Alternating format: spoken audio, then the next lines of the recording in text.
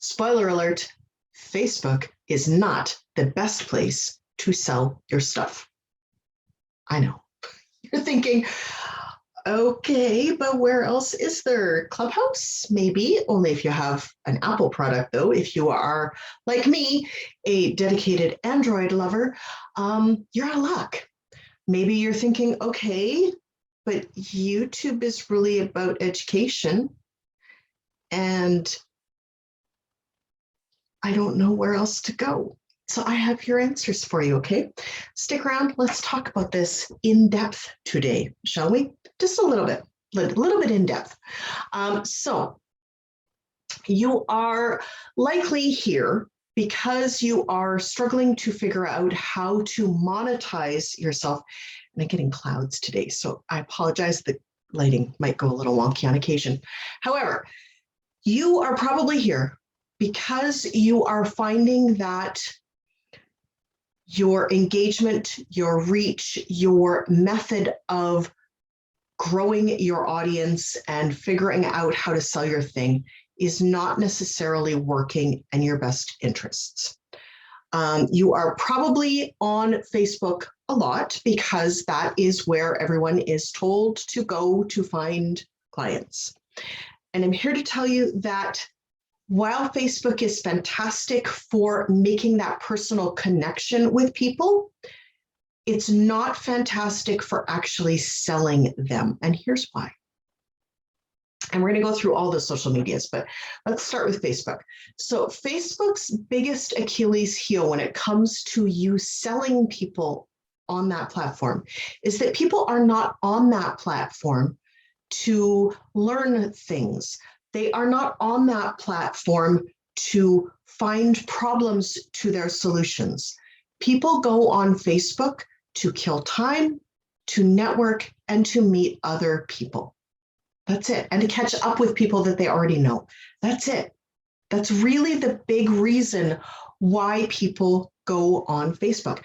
Now, there are people on Facebook who are crushing it with a Facebook exclusive model. Absolutely. One of my mentors, Eleanor Strong, she is crushing it on Facebook with a Facebook only model, but not everyone can or should crush it on Facebook with a Facebook only model. And here's why.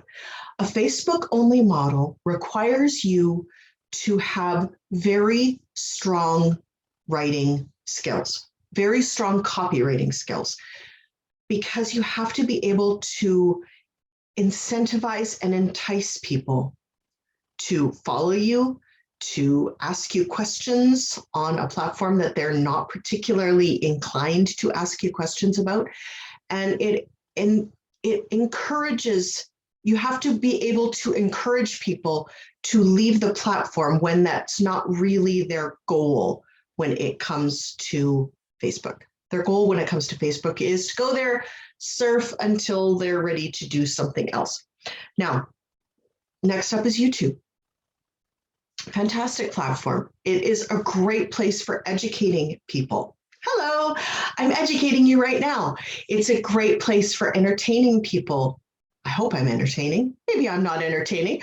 Drop me a comment down below if you think I'm entertaining or not. But it is a place where you can go where you can be seen as an expert.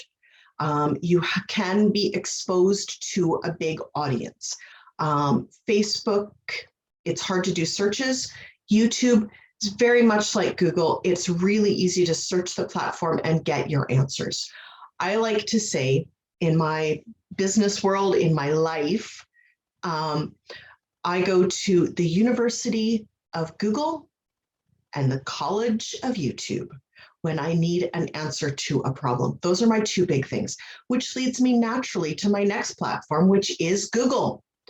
If you have really good writing skills, you can absolutely crush it in a blog and get ranked really high and be seen as an expert in that way.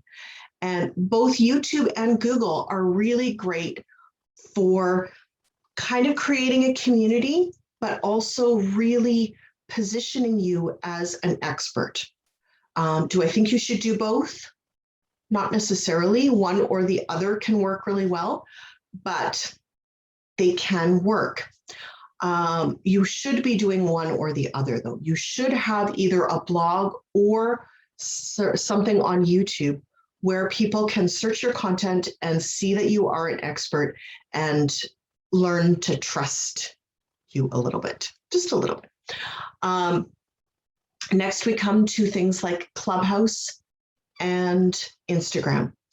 They are somewhat salesy. You do expect to find salespeople in there. They are more geared towards the idea that a lot of the people on there are selling something. So a lot of the people on Instagram, they are selling products. They're either selling products on behalf of someone else because they are an affiliate, or they are a paid spokesperson, or they are selling their own things because they are an entrepreneur and they are, telling you about their stuff. Clubhouse is, again, a really great place for kind of a fusion between Facebook and Instagram. It gives you that personal connection with other people with all the little Clubhouse rooms.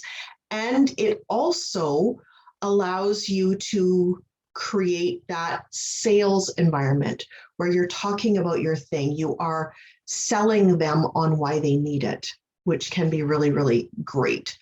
And it has a little bit of like a podcasty kind of feel. That is another option. I guess I should say, well, podcasts are their own beast, though. So now we're going to talk about podcasts, because remember I said that you should have either a YouTube channel or a blog going for your content. You should probably, especially if you're doing a YouTube channel, I should take my own advice on this, you should probably have a podcast as well, because a lot of people really like that auditory input. They like to be able to throw a podcast on and watch and do other things while they're listening to the podcast. I use YouTube in that way, but some people prefer to do it specifically as a podcast. And that's okay. Everybody is different. We are all created separately. So now you've got a couple of different places to put your content and a couple of places to talk about your content. Now, once you've got your podcast and your YouTube channel and your blog, potentially you're doing all three, then where do you actually market all of these things? Well, you can market them on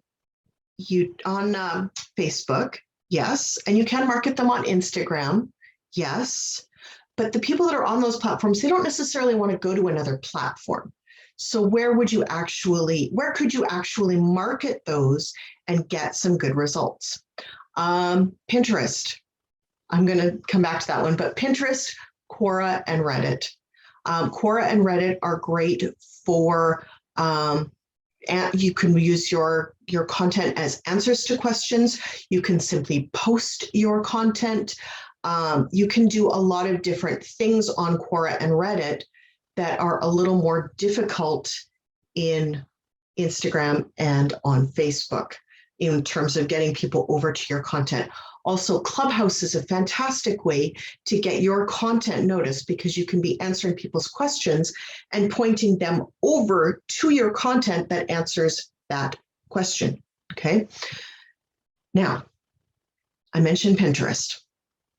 Pinterest is a fantastic way to get your content seen in a lot of places without a lot of effort. A lot of the other methods that I'm talking about for sharing your content online involve a fair amount of effort. If there is no way to automate answering questions on Quora and Reddit and sharing your links on Quora and Reddit, there just is no way to do that. You have to actually either be on those platforms yourself typing away, or paying someone else to be on those platforms typing away. Did I mention that Facebook and Instagram, they're not generally going to push content that sends people off the platform, because their whole goal is to keep people on the platform so that they can serve them ads. I mean, that's the end goal of the platforms, is to serve people ads. So they don't want to necessarily serve people your content that's pointing them to your blog or your YouTube channel or to your podcast, because that points people in a different direction from staying on this platform and staying loyal to this platform. Now, that's where Pinterest comes in, because Pinterest is kind of set it and forget it. You set something and you let it run for 6 months or so, and you just let it do its thing. It slowly drips out that content. It reminds people over and over and over again. The nicest thing about Pinterest is that it's not only seen on the Pinterest platform, but a lot of times, especially when there aren't a lot of good images that Google can pull from websites, they will pull the top 20 or so Pinterest results.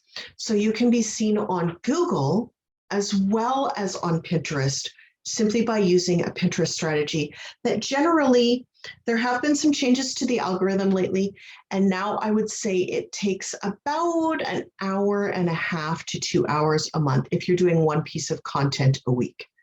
That's it. It's not any harder than that.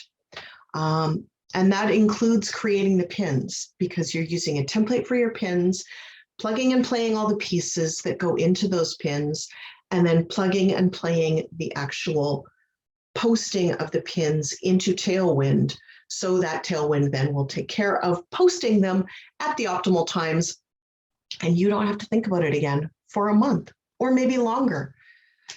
And that's a good thing. That is a very good thing. It really helps to have kind of one thing when it comes to your marketing that is very much plug and play, that is very easy to do and not intimidating and not scary.